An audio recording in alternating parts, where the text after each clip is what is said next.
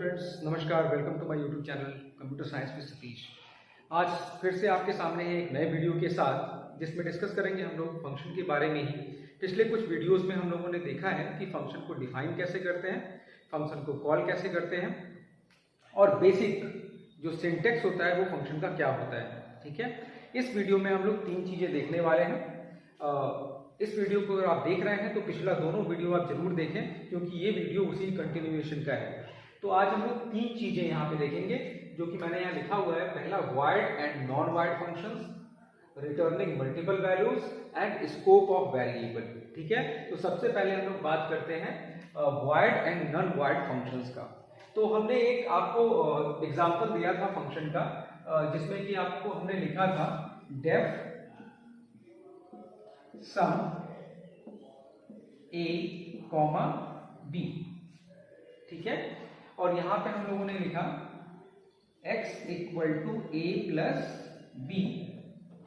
ठीक है, और इसके बाद हमने यहीं पर प्रिंट करा दिया, प्रिंट x।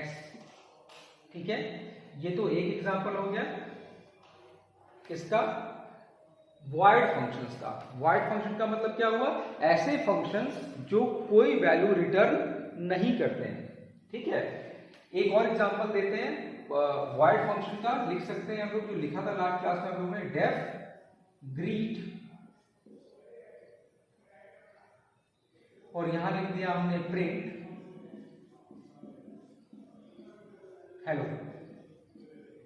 ठीक है, तो इन फंक्शंस को जैसे ही हम कॉल करेंगे, कुछ ना कुछ आउटपुट आपका उस फंक्शन से हो जाएगा। ये फंक्शन कॉलिंग फंक्शन को कुछ भी रिटर्न नहीं करता है, कुछ भी वापस नहीं करता है। ठीक है ना, कॉलिंग फंक्शन को। जैसे इसको अगर हम लोग कॉल करेंगे तो क्या लिखेंगे? सम 10, 20। तो ये तो सिंपल कॉल करने का तरीका है किसको? आपके वॉइड फंक्शन को। तो हमने वॉइड फंक्शन को कॉल किया सम 10, 20 के साथ, और 10, 20 के साथ a और b में कॉपी हो जाएगा, और x equal to a plus b, और प्रिंट x हो जाएगा, x की वैल्यू प्रिंट हो जाएगी। ठीक है, और इसमें भी जैसे ही हम लोग ग्रीट को कॉल करेंगे, क्या लिखेंगे? ग्रीट, और इसके बाद ब्रैकेट ओपन क्लोज कर देंगे, तो ये फंक्शन कॉल हो जाएगा और हेलो प्रिंट हो जाएगा। ये कुछ भी रिटर्न नहीं करता। ठीक है ना, रिटर्न करने का मतलब क्या होता है? यानी अब हम बात कर रहे हैं नॉन वॉइड फंक्शंस की। तो देखिए, जब हम यहां पे लिखते हैं, जब हम यहां पर लिखते हैं def sum a b x equal to a plus b, और फिर लिखते हैं रिटर्न, रिटर्न कीवर्ड है आपका रिटर्न एक्स। जैसे ही हम लोग लिखते हैं रिटर्न एक्स, इसका मतलब ये कॉलिंग फंक्शन को एक्स रिटर्न कर रहा है। तो रिटर्न कर रहा है तो ऑब्वियस सा बात है, कॉलिंग फंक्शन को कैच करना पड़ेगा।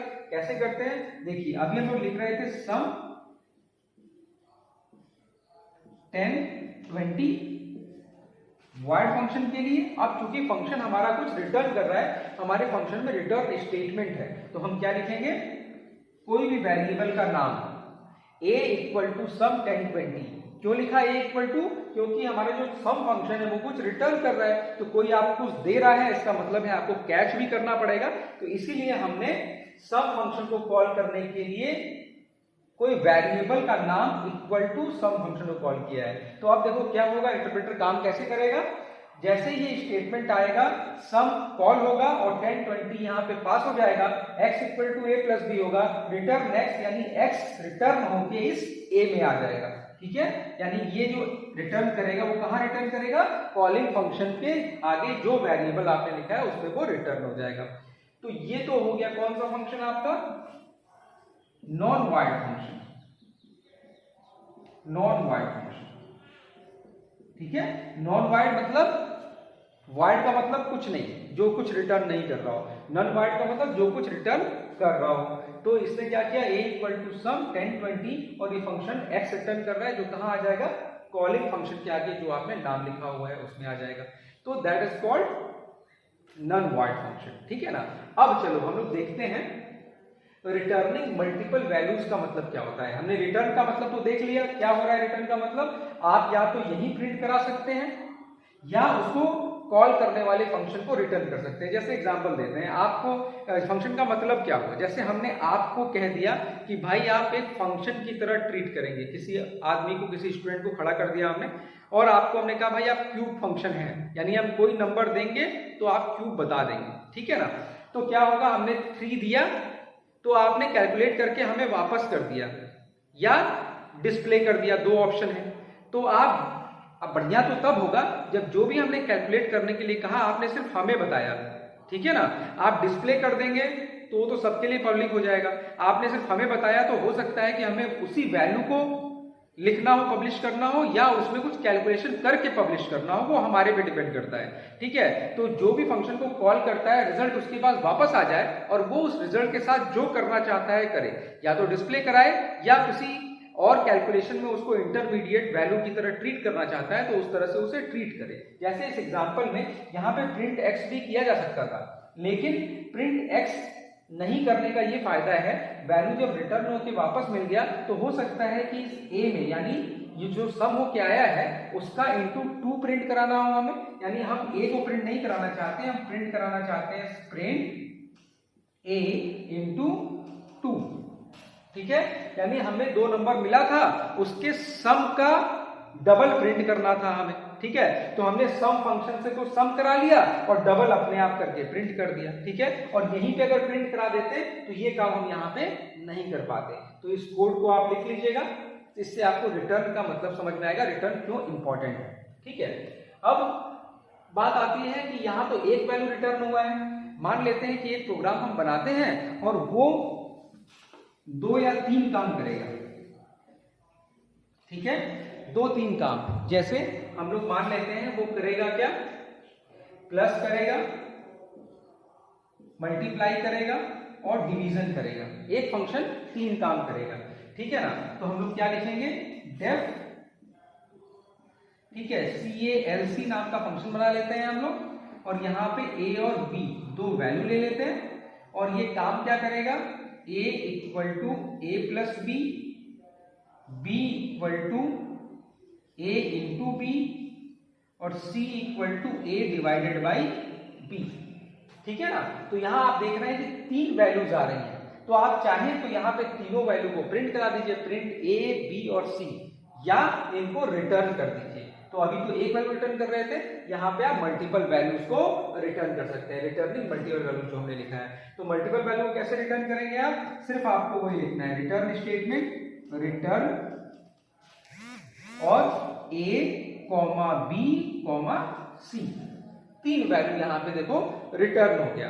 तो बस अब ध्यान रखना है, फंक्शन कॉल करते समय जब फंक्शन को कैच करेंगे तब क्या करेंगे हम लोग, क्या लिखेंगे, फंक्शन का नाम है कैल और हम पास कर रहे हैं 10 और 20, ठीक है ना। अब यहाँ पे क्या लिखेंगे, क्योंकि 3 वैल्यू रिटर्न हो रहा है तो 3 वैल्यू में कैच करेंगे। यहाँ लिखते हैं हम लोग x, y, z equal to, ये स्टेटमेंट ध्यान से देख लीजिए, x, y, z equal to कैल 10, 20। तो ये आ जाएगा आपका रिटर्न होके रिस्पेक्टिवली a x में, b y में और c z में, ठीक है। तो इस तरह से आप मल्टीपल वैल्यू को रिटर्न कर सकते हैं, ठीक है।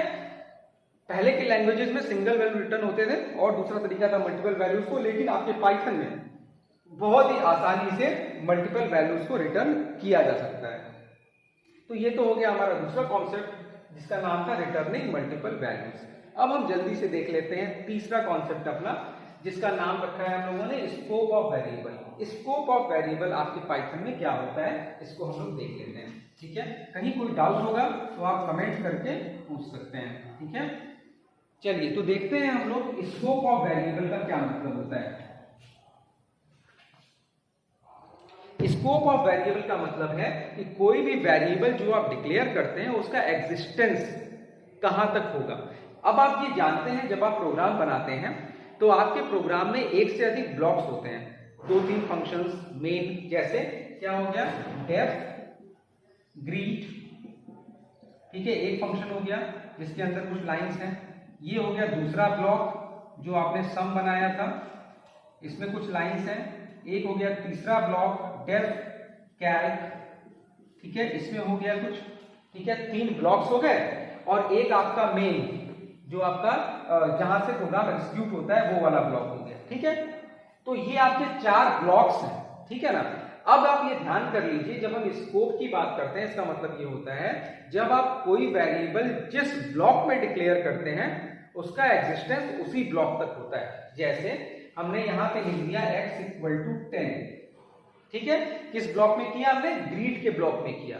अब आप अगर यहां पर लिखते हैं प्रिंट x, यानी सम के ब्लॉक में अगर आप x को प्रिंट कराना चाहते हैं तो यहां पे मैसेज आएगा वेरिएबल नॉट डिफाइंड। क्यों? क्योंकि इस ब्लॉक में x का एग्जिस्टेंस नहीं है। इसी x को ग्रीट में प्रिंट कराएंगे तो प्रिंट हो जाएगा। क्यों? क्योंकि ग्रीट में ही x को डिफाइन किया गया है, इसलिए इसका जो स्कोप है वो ग्रीट के ब्लॉक में ही है। समझ में आ रहा है? That is called local scope of a variable.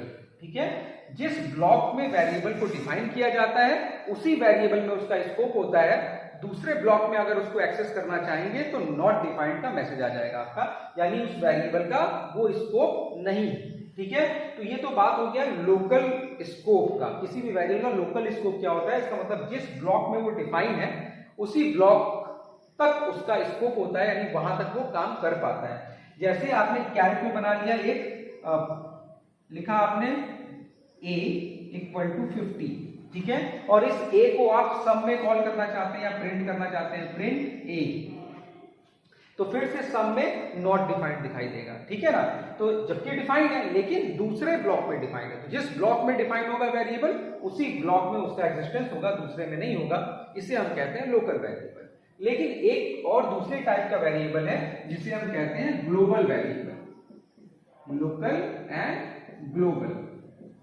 Global variable ऐसा वेरिएबल है जिसका स्कोप पूरे प्रोग्राम में रहता है। ठीक है, इसका स्कोप कहां रहता है? बॉडी में, जिस बॉडी में वो डिफाइन हो रहा है, और इसका स्कोप कहां रहता है?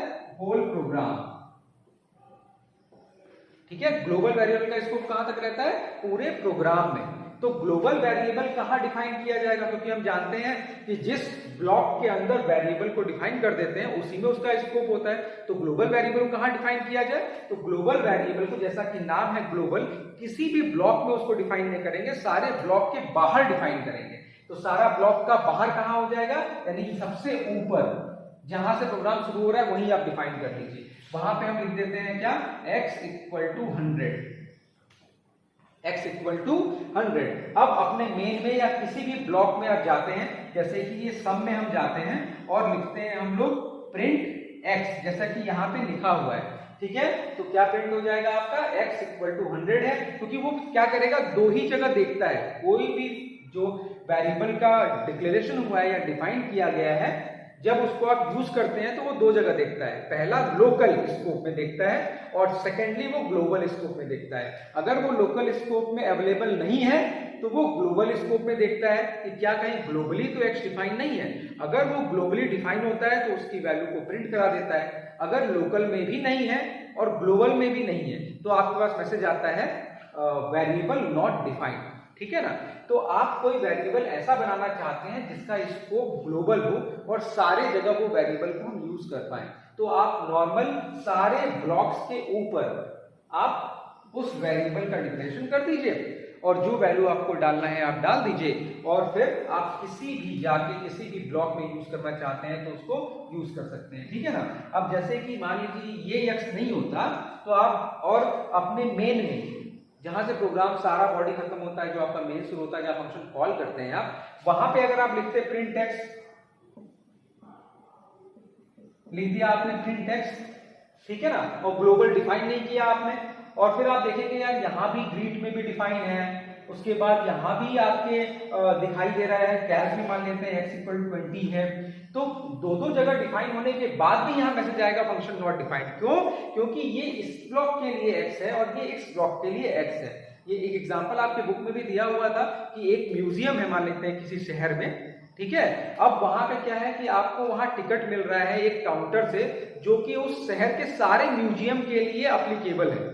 10 म्यूजियम है शहर में, काउंटर मिल रहा है एक ग्लोबल टिकट का एक लोकल टिकट का। ग्लोबल टिकट का दाम 100 रुपए है और लोकल टिकट का दाम 50 रुपए है, ठीक है। तो लोकल टिकट अगर आप लेते हैं तो सिर्फ उसी म्यूजियम में घूम के आएंगे जिसके लिए जिसका उस पर नाम लिखा हुआ है, और लेकिन 100 रुपए का ग्लोबल टिकट आप ले लेते हैं तो शहर में 10 म्यूजियम है, वो 10 म्यूजियम में वैलिड है। ठीक है, तो एक टिकट आपका क्या हो गया ग्लोबल, क्यों? क्योंकि वो 10 म्यूजियम में काम करेगा, और एक टिकट हो गया लोकल, जो कि इस म्यूजियम को घूमने के बाद उसकी कोई वैलिडिटी नहीं रह जाएगी। उसी तरीके से एक्स आपका इस सम में तो पूरा घूमेगा, कोई दिक्कत नहीं है, पूरा वैलिड है, जब तक घूमना है घूमे, कोई प्रॉब्लम नहीं है। लेकिन जैसे ही ये यस इसके बाहर कहीं पूछा जाएगा तो वहां दिखाएगा नॉट डिफाइंड, क्यों? क्योंकि वो सिर्फ एक्स इसके लिए एलिजिबल था। लेकिन जब एक्स को आप ग्लोबल डिफाइन कर देंगे x इक्वल टू 100, तो अब ये सारे म्यूजियम के लिए, आपके सारे फंक्शन के लिए, आपके सारे प्रोग्राम के लिए एलिजिबल हो गया। तो अब ये क्या कहलाएगा ग्लोबल वेरिएबल। तो x यहाँ पे ग्लोबल हो गया और ये x यहाँ पे लोकल हो गया। ठीक है, तो उम्मीद है आपको कॉन्सेप्ट समझ में आ रहा होगा कि हम स्कोप किसे कहते हैं या वेरिएबल का स्कोप किसे कहते हैं। ठीक है, there are two type of variables, local variable and global variable. ठीक है, तो इसके एग्जांपल से आप समझने की कोशिश कीजिएगा। उम्मीद है तीनों टॉपिक आपको समझ में आया होगा। फिर भी कहीं कोई डाउट है तो आप मैसेज करके हमसे बात कर सकते हैं। Okay, thank you very much.